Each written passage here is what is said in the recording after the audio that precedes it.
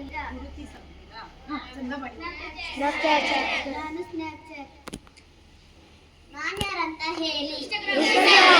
ನಾನು ಇನ್ಸ್ಟಾಗ್ರಾಮ್. ನಿಮಗೆ ನನ್ನ ಪರಿಚಯವಿದೆಯೇ? ನಾನು ವಾಟ್ಸಪ್.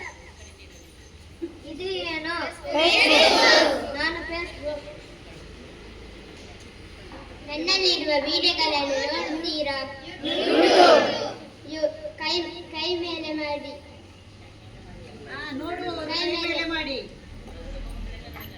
ಕೈ ಕೆಳಗೆ ಮಾಡಿ. ಎಷ್ಟು ಜನರಿಗೆ ಈ ಗೇಮ್ ಪರಿಚಯವಿದೆ?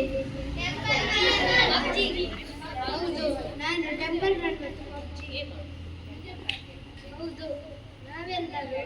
ನೀವು ದಿನನಿತ್ಯ ಬಳಸುವ ವಿವಿಧ ಸಾಮಾಜಿಕ ಜಾಲತಾಣಗಳು.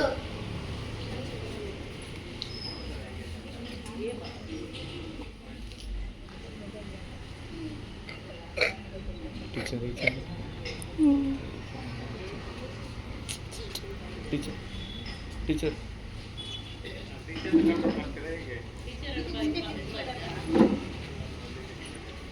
ಅಯ್ಯೋ, ಪರೀಕ್ಷೆ ಹತ್ತಿರ ಬಂದಿತ್ತು. ನಾನಿನ್ನೂ ಓದಲಿಕ್ಕೆ ಶುರುನೇ ಮಾಡಲಿಲ್ಲ. ನಿಮ್ಮಲ್ಲಿ ಎಷ್ಟು ಮಂದಿ ಓದಲಿಕ್ಕೆ ಶುರು ಮಾಡಿದ್ದೀರಿ? ಕೈ ಮೇಲೆ ಎತ್ತಿ.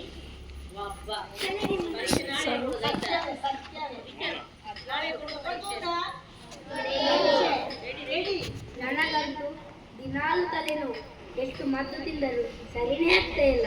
ಎಣ್ಣೆ ಹಚ್ಚಿದರೂ ಸರಿ ಆಗ್ತಾ ಇಲ್ಲ. ಹೌದು, ನನಗೊತ್ತು. ನಾನು ಯಾವ ವಿಷಯದಲ್ಲೂ ಆಸಕ್ತಿ ಬರ್ತಾ ಇಲ್ಲ. ಪುಸ್ತಕವನ್ನು ನೋಡಿದ್ರು ಓದಲಿಕ್ಕೆ ಮನಸ್ಸೇ ಬರ್ತಾ ಇಲ್ಲ.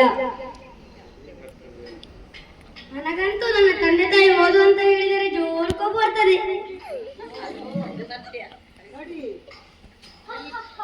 ಇದಕ್ಕೆಲ್ಲ ಕಾರಣ ಮೊಬೈಲ್. ನಾನು ನಿಮ್ಮನ್ನೆಲ್ಲ ನನ್ನ ಗುಲಾಮರನ್ನೇ ಮಾಡಿಕೊಂಡಿದ್ದೇನೆ.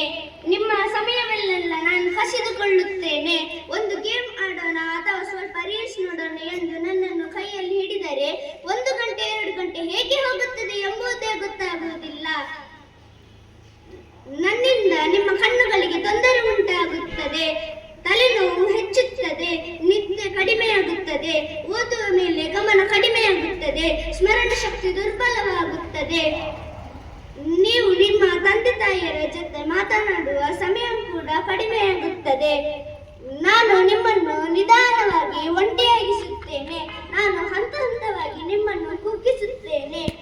ಆದರೆ ನನಗಿಂತ ಒಬ್ಬ ಒಳ್ಳೆ ಸ್ನೇಹಿತ ನಿಮ್ಮ ಬಳಿ ಇದ್ದಾನೆ. ಅವನು ಯಾರಾಗಿರಬಹುದು? ಸರಿ, ಅದು ಪುಸ್ತಕ. ನೀವು ನನ್ನನ್ನು ಅಂದರೆ ಪುಸ್ತಕವನ್ನು ಹಿಡಿದರೆ ಹೊಸ ಜ್ಞಾನ ಸಿಗುತ್ತದೆ, ಕಲ್ಪನಾ ಶಕ್ತಿ ಹೆಚ್ಚುತ್ತದೆ, ಪರೀಕ್ಷೆಯಲ್ಲಿ ಉತ್ತಮ ಫಲಿತಾಂಶ ಬರುತ್ತದೆ, ಮನಸ್ಸು ಶಾಂತವಾಗುತ್ತದೆ. ಇದೆಲ್ಲಕ್ಕಿಂತ ಹೆಚ್ಚಾಗಿ ನಿಮ್ಮ ಭವಿಷ್ಯ ಬೆಳಗುತ್ತದೆ. ಒಂದು ಉತ್ತಮ ಪುಸ್ತಕ ಒಳ್ಳೆಯ ಸ್ನೇಹಿತನಂತೆ ನಿಮ್ಮನ್ನು ಒಳ್ಳೆಯ ವ್ಯಕ್ತಿಯನ್ನಾಗಿ ರೂಪಿಸುತ್ತದೆ. ಹೀಗಾಗಿ ಸ್ನೇಹಿತರೆ, ಮೊಬೈಲ್ ನಮ್ಮ ಸೇವಕನಾಗಿರಬೇಕು, ವಿನಃ ನಾವು ಅದರ ಗುಲಾಮರಾಗಬಾರದು. ಈ ಮೊಬೈಲ್, ಅಂತರ್ಜಾಲ ಮತ್ತು ಸಾಮಾಜಿಕ ಜಾಲತಾಣಗಳು ಕೆಲವೊಮ್ಮೆ ನಮ್ಮನ್ನು ಕಾಣದ ಸರಪಳಿಯಲ್ಲಿ ಕಟ್ಟಿಬಿಡುತ್ತವೆ. ಆದರೆ ಇಂದು ನಾವು ಒಂದು ನಿರ್ಧಾರ ಮಾಡೋಣ. ಆದರೆ ಇದೀಗ ನಮ್ಮನ್ನು ಸಂಬಂಧಿಸುವ ಈ ಸರಪಳಿಯ ಸಂಕೇತವಾದ ರಿಬ್ಬನ್ ಅನ್ನು ಕತ್ತರಿಸುವ ಮೂಲಕ ಮೊಬೈಲ್ನ ಅತ್ಯಂತ ಬಳಕೆಯಿಂದ ಮುಕ್ತರಾಗುವ ಸಂಕಲ್ಪ ಮಾಡೋಣ.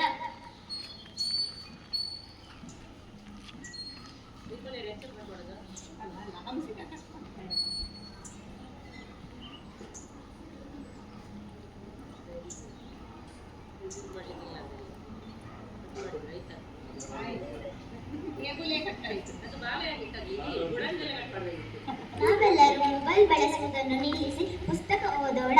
ಆದ್ದರಿಂದ ಇಂದಿನಿಂದ ನಾವೆಲ್ಲರೂ ಮೊಬೈಲ್ ಬಳಸುವುದನ್ನು ನಿಲ್ಲಿಸೋಣ. ಆಗಬಹುದಲ್ವಾ? ಒಟ್ಟಿಗೆ ಹೇಳೋಣ. ಮೊಬೈಲ್ ಬಿಡಿ, ಪುಸ್ತಕ ಹಿಡಿ. ಮೊಬೈಲ್ ಬಿಡಿ, ಪುಸ್ತಕ ಹಿಡಿ. ನನ್ನ ಜೊತೆ ಹೇಳಿ. ಮೊಬೈಲ್ ಬಿಡಿ, ಪುಸ್ತಕ ಹಿಡಿ. ಮತ್ತೊಮ್ಮೆ ಹೇಳಿ. ಮೊಬೈಲ್ ಬಿಡಿ, ಪುಸ್ತಕ ಹಿಡಿ. ಹಾಗಾದರೆ ಇನ್ನಿಂದ ಮೊಬೈಲ್ ಬೇಡ, ಪುಸ್ತಕ ಓದಿ ಪರೀಕ್ಷೆಗೆ ಸಿದ್ಧರಾಗೋಣ. ಆಗಬಹುದಲ್ಲವೇ? ಮುಂಬರುವ ಪರೀಕ್ಷೆಗೆ ಚೆನ್ನಾಗಿ ತಯಾರಿ ನಡೆಸಿ ಉತ್ತಮ ವಿದ್ಯಾರ್ಥಿಗಳಾಗೋಣ. ಎಲ್ಲರಿಗೂ ಶುಭವಾಗಲಿ.